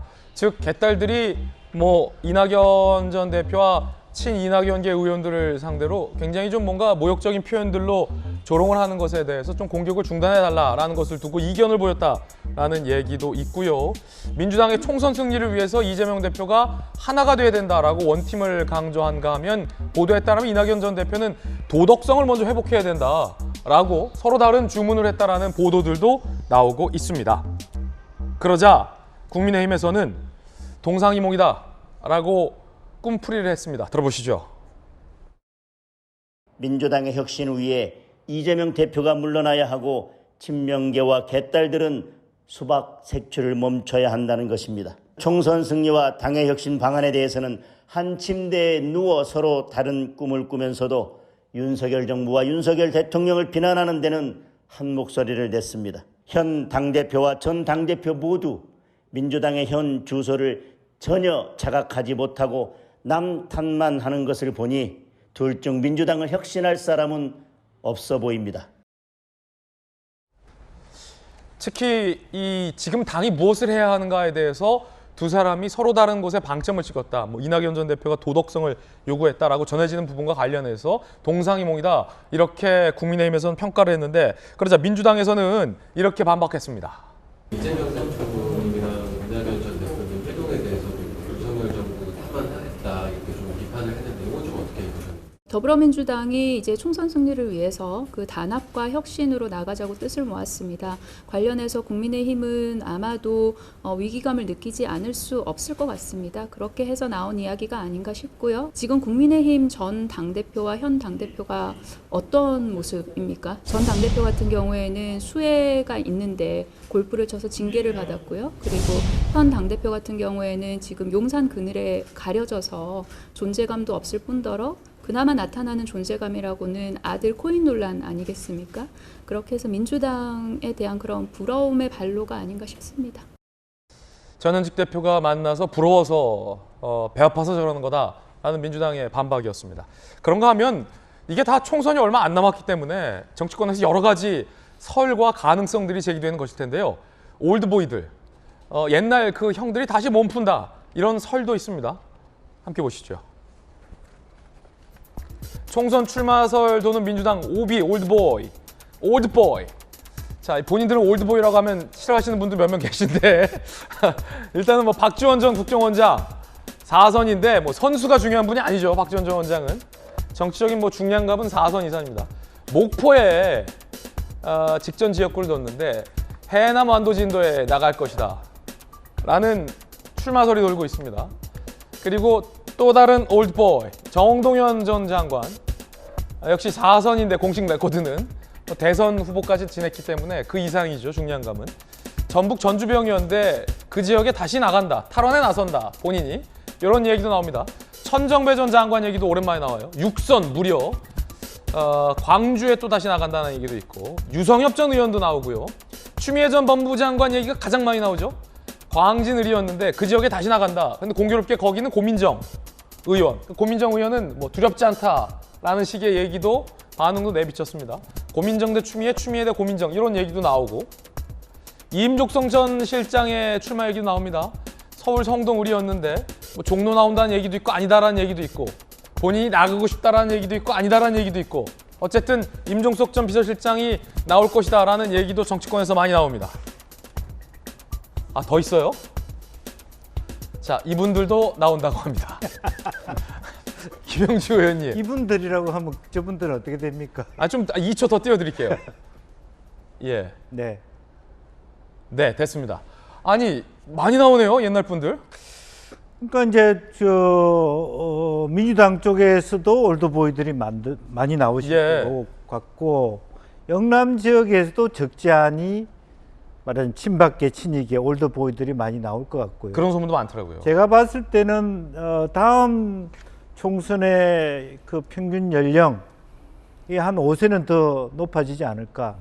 그리고 남성과 여성 비율도 더 남성 위주로 더 가지 않을까. 아, 그래 실제로 몸 푸는 분들이 많다 이분 네, 중에. 그래서 김영주 의원님이 직접 들으시기에 제가 느낄 때는요. 그런 부분은 우선 뭐 두 가지 요인 아니겠습니까? 저분들이 지금 이제 100세 시대를 맞이해서 70대도 건강하다라는 부분이 하나 있고요. 뭐 바이든 대통령도 뭐 언제한대요. 또 바이든 대통령도 또 하시겠다고 얘기하고 트럼프 대통령도 하시겠다고 생각하고 제 개인적으로는 환영합니다. 훨씬 많은 정치 구력 있는 분들이 돌아온다는 것은 그 농담이고요. 실제적으로 보면은 젊은 정치인들이 반성해야 될 지점이 있다고 봅니다. 저분들이 뭐 올드보이기 때문에 후퇴한다고 비판할 수는 있지만 과연 우리 민주당의 젊은 정치인들이 제대로 된 국민한테 보답되는 올바른 목소리의 깃발을 들고 일어섰는가. 이재명 대표 밑에서 눈치 보기에 급급하지 않았느냐. 예를 들어 뭐 김남국 의원이랄지. 네. 장경태 의원이라도 제가 봤을 때는 우리 돌직구쇼에 나오는 전용기 의원은 몰라도 실제로 젊은 정치인 닿지 않을 바에야 차라리 구간이 맹가아니다 이런 얘기 할 수 있어요. 올드보이가 나쁘진 않죠. 네. 그래서 오히려 그런 자기의 경련을 통해서 뭐 실패를 뛰어넘을 수 있다면 이제 그런 부분인데요. 그럼에도 불구하고 저는 더 젊은 사람으로 새롭게 바뀌어야 된다는 국민들의 뜻을 잘 받들어야 되고 중요한 것은 지금 여야 할 것 없이 정당이 새로운 사람을 키울 수 있는 구조를 만들어 가야 됩니다. 사람이 새롭다고 실험한다고 해서 정당을 국회를 실험 장소로 만들 수는 없지 않습니까? 이제 그래서 오히려 좀 불안정한 세계 질서 속에서 안정된 분들이 이끌어가는 것도 방법이라고 생각하고 좀 더 젊은 정치인들이 더 분발하시기를 바랍니다. 예. 자, 이번엔 저희가 준비한 다음 순서입니다. 이 못지않게 뜨거운 뉴스들 오늘 3가지만 엄선했습니다. 먼저 첫 번째 소식부터 공개하겠습니다. 주인공 만나보시죠. 진료에서 주인공은 홍준표 시장입니다. 당원권 정지라는 초강수 징계가 나온 홍 시장. SNS에 나는 쳐냈지만 이준석, 유승민은 안고 가라 라고 쓴소리를 올렸다가 삭제했다고 합니다. 나를 잡범 취급한 건 유감이다 라고 본인 징계에 대해서 반발을 했습니다. 잡범 취급했다라는 거죠. 나까지 내치고도 총선 괜찮을까? 나는 총선까지 쳐냈지만 이준석도 안고 유승민도 안고 가거라. 그런 게 정치다 라며 지금 아마 누구를 대상으로 이 메시지를 올렸는지가 딱 써 있지는 않지만 현 지도부, 김기현 대표 등을 겨냥한 것 같습니다. 이런 글을 올렸다가 지금은 삭제됐나요? 지금은 삭제됐다고 합니다. 지금은 지웠다고 합니다. 이 보통 박정호 의원님, 이게 뭐 새벽 시간, 밤 시간대 되면은 썼다 지웠다 하는 글들이 많잖아요. 옛날에는 우리가 편지로 썼다 지웠다 한 편지도 많은데 이제는 뭐 끝내 못 붙인 편지도 많았는데 이제는 SNS 시대니까 이걸 썼다가 지웠다고 합니다. 저 방송 들어오기 전까지만 해도 이거 갖고는 이게 홍준표 시장께서 이런저런 복잡한 생각이 있나 보다 했는데 그걸 지웠다 하니까 밤새 또 생각이 바뀌셨나 보다. 글쎄요.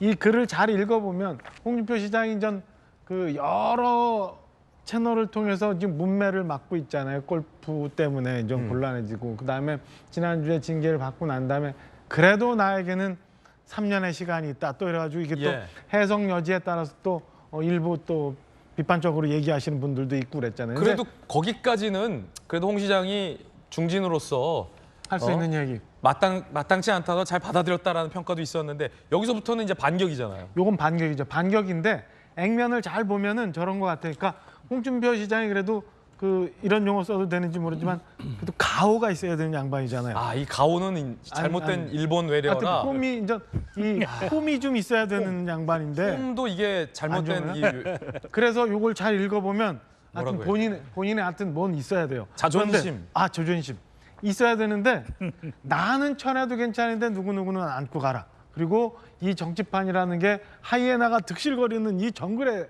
세계다라고 얘기하는 거는 그래도 내가 큰 정치인으로서 뭔가 이렇게 훈계하면서 그렇죠. 내가 나는 지금 상황이 안 좋지만 그래도 나는 괜찮아. 나는 아직 잘 유지하고 있어. 이런 걸 좀 보여주고 싶어서 이런 글을 올렸던 것 아닌가. 그러니까 그렇군요. 나는 괜찮은데 스스로의 무한함을 벗어나기 위해서 나는 대범하고 큰 정치인이야. 지도부 잘해. 이렇게 딱 훈계조로 써놨는데 그걸 갑자기 느닷없이 지웠다.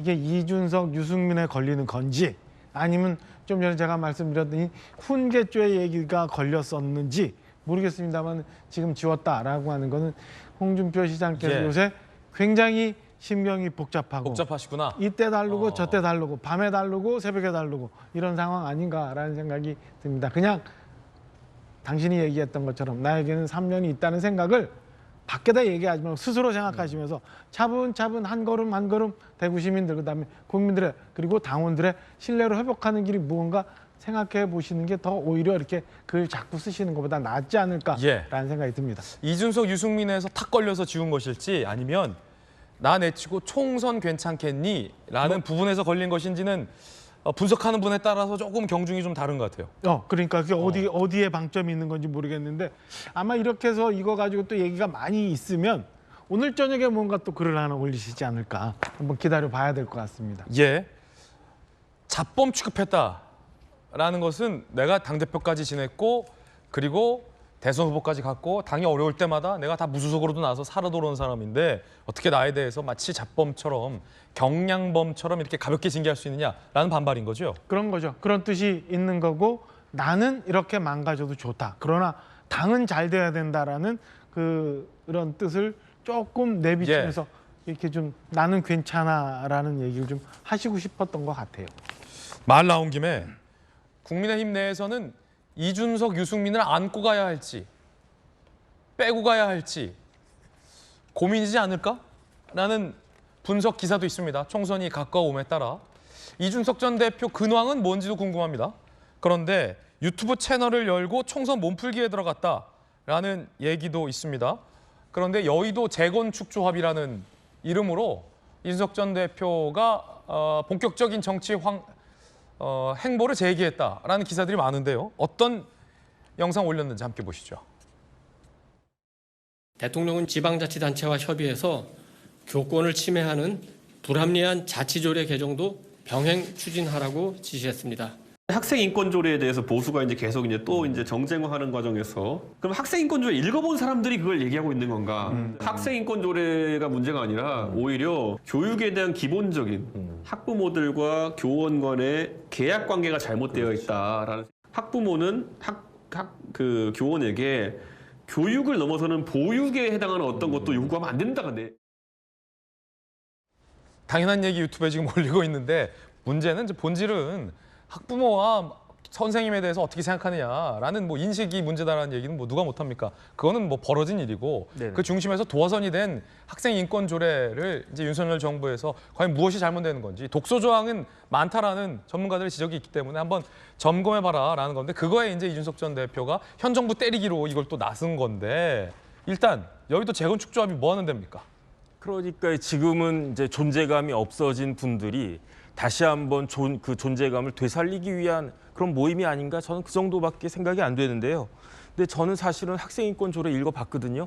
읽어봤는데 뭐 내용이 그냥 학생들한테 뭐 차별하지 말아야 된다, 폭력으로 뭐 이런 내용들이 쭉 있고 여기에 교직원에 대한 교원들의 처우와 교권에 대한 이야기가 없어요. 근데 저는 어떻게 생각을 하냐면 학생 인권이라고 하는 것은 언제 제대로 확립이 되느냐?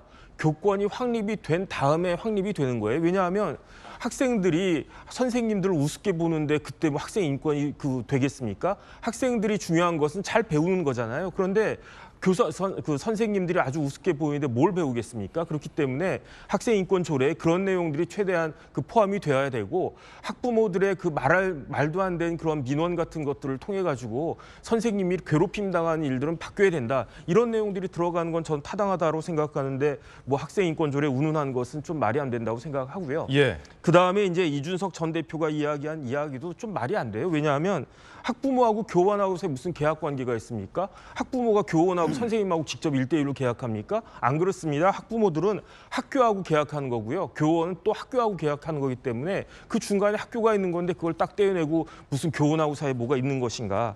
그렇기 때문에 제가 봤을 때 이준석 전 대표는 지금 어떻게든 윤 대통령에 대해서 현 대통령에 대해서 꼬투리를 잡으려고 그렇게 이야기를 하는 것 같고. 그럼 정당이 안고 가리라 보세요? 아니면 뭐 배제하고 가리라 보세요? 제가 봤을 때는 법적으로 두 가지가 문제입니다. 첫 번째는 아직 징계 중이잖아요. 징계 중이면 근신하고 있어야지 저렇게 유튜브 하는 게 맞는 것인가. 징계 언제 끝나냐면요. 2024년 1월에 끝나거든요. 더 심각한 건 뭐가 있냐면 이준석 전 대표는 아직 수사 중이에요. 무고죄로. 거기에 대해서 아직 결론이 안 나왔기 때문에 이준석 전 대표가 만약에 뭐 다른 당 가가지고 무소속이나 다른 당 만들어가지고 출마할 거면 상관이 없는데 지금 여당에서 그 공천을 받으려면 일단 수사 잘 받고 징계 기간 중에는 근신하는 모습을 보이는 것이 필요하겠다는 생각이 듭니다. 뜨거운 소식 함께하고 있습니다. 이번에 두 번째 소식 주인공 만나보시죠. 방통위원장에 윤 대통령이 이동관 지명자를 내정했습니다. 이제 청문회 국면이 남았는데 민주당에서는 청문회 보이콧 얘기까지 나오고 있습니다. 들어보시죠. 민주당, 이제는 국회의 의무이자 권리인 인사청문회조차 하지 않겠다며 내정 전부터 온갖 억측과 의혹 제기를 일삼더니 때를 쓰고 있습니다. 정쟁판으로 몰고 가자는 것이나 다름없습니다. 거대 야당의 횡포가 도를 넘었습니다. 윤석열 정권의 방송 파괴 공작을 알리는 대국민 선전포고입니다. 이동관 지명자는 방통위원장 인사청문 대상이 아닌 수사 대상입니다. 이 같은 압도적 반대 여론에도 불구하고 이동관 지명을 강행한다면 엄중한 국민적 심판에 직면하게 될 것입니다. 인사청문회 보이콧하는 방향까지 검토하시는지 궁금하고요. 아직 당이 논의해서 결정된 바는 없습니다. 아마 인사청문회 하더라도 여러 가지 문제 제기와 그다음에 지명의 부당성에 대해서 당이 강력하게 계속 제기를 하게 될 겁니다. 장관급 윤석열 정부의 인선을 두고 민주당과 정부가 맞붙은 게 이상민 행안부 장관 인선을 두고 민주당이 탄핵 심판을 통과시켰지만 헌재에서 이를 기각한 이후에 본격적으로 이동관 방통위원장 내정을 두고 다시 맞붙은 셈이 됐는데요. 민주당에서는 다른 방통위원 인선을 거부할 수도 있다는 초강수까지 나옵니다. 최민희 전 의원을 임명치 않으면 나머지 인선 진행될 수 없다라며 아예 방통위를 무력화시키겠다라는 얘기도 나옵니다. 그러자 여당에서는 발목 잡기 그만하라라고 비판했습니다. 청문회 시작 전에 답정해놓고 발목 잡기, 이대로 나라를 멈추고 싶은 거냐라는 메시지도 나왔습니다. 청문회 보이콧에 방통위원 인선 거부까지. 전재수 의원님. 네. 아마 청문회를 거부하지는 않을 겁니다. 그렇군요. 청문회는 그대로 진행이 될 거고, 다만 이동관 방송통신위원장 내정자의 경우에 우리가 청문회를 하지 않더라도 이미 너무나 많은 정보들이 공개되어 있는 분이죠. 이명박 정부가 2008년도 집권을 했는데 2008년도에 이제 당시 이명박 대통령 청와대의 홍보수석을 했던 분인데 저희가 백발양보를 해서 이분이 정말로 유능하다 손 칩시다. 그렇다 하더라도 우리가 지금 최근에 이제 언론, 미디어, 방송 환경 이게 얼마나 많이 변했습니까? 1년이면은 옛날에는 10년이면 강산이 변한다 그랬는데 방송 미디어 환경은 매일매일 엄청나게 빠른 속도로 변하고 있는데 무려 15년 전에 이미 그 실력과 능력이 검증된 분 아닙니까? 이미 이분에 대한 평가는 끝이 난 부분이 있거든요. 그럼에도 불구하고 이렇게 인선을 강행하는 것은 상당히 좀 이해하기 어렵다라는 이제 말씀을 드리고 방송 미디어 환경이 너무 많이 변했습니다.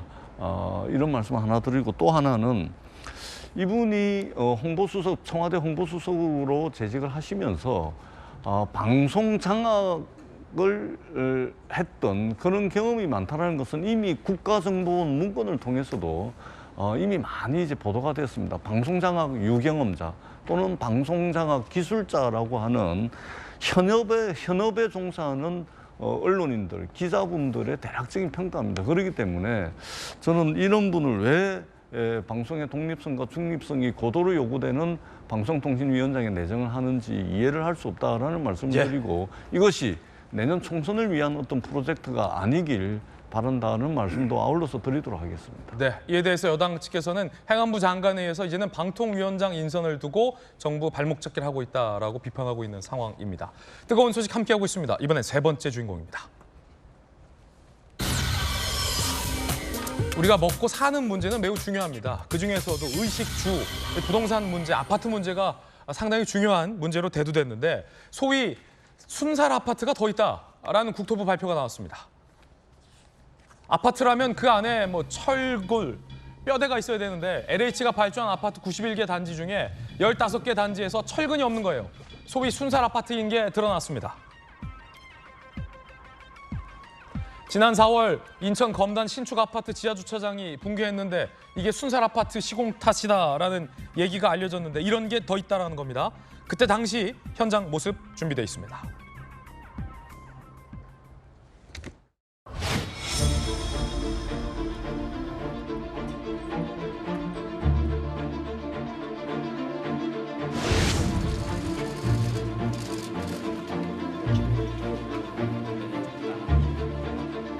건설사가 완성품만 넘겨주고 돈만 받아가면 끝이다.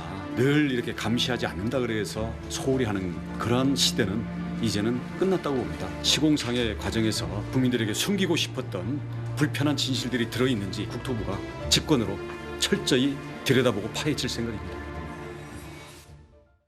원 장관 어제도 LH 아파트에서 어떻게 이럴 수 있냐라며 책임자들 고발 조치하겠다라고 엄포했는데 지금 LH도 이런데 민간 아파트가 얼마 전에 지하주차장 붕괴된 거잖아요. 일단 시작이 그 인천 서구에서 있었던 GS 아파트가 저런 일이 있었는데 LH가 짓는 거는 과연 어떻게 됐느냐를 조사해 봤더니 11개 조사 대상 중에서 6개인가 7개인가 저런 식으로 또 철근을 빼먹고 한 거예요. 그러니까 애들 갖고 장난치는 사람들, 먹는 거 갖고 장난치는 사람들, 저렇게 건축물 갖고 부실 시공하는 사람들 다 걷어내야 돼요. 없애줘야 돼요. 아니 어떻게 LH에서 철근을 빼먹습니까? 이게 고의로 뺀 겁니까? 저도 국토부인데 그 안에서 뭔가 장난이 있었던 거죠.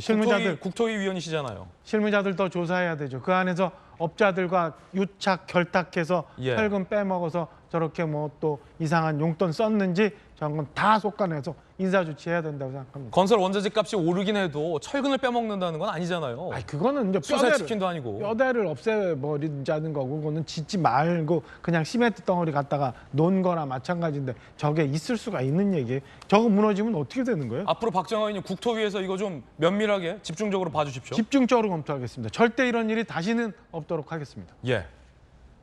저희들은 6조 광고 보고 돌아오겠습니다. 잠시 후에 뵙죠. 오늘 아침 저희가 준비한 소식 모두 다 전해드렸습니다. 저희들은 내일 아침 8시 50분에 더욱더 풍성한 소식과 시원한 돌직구 들고 인사드리겠습니다. 연일 이어지는 폭염 때문에 주말에 돌아가신 어르신들도 많다고 합니다. 폭염, 더위 조심하시기 바라겠습니다. 저희들은 내일 아침에 인사드리겠습니다. 오늘 하루는 분명 어제보다 나을 겁니다. 좋은 하루 되십시오. 고맙습니다.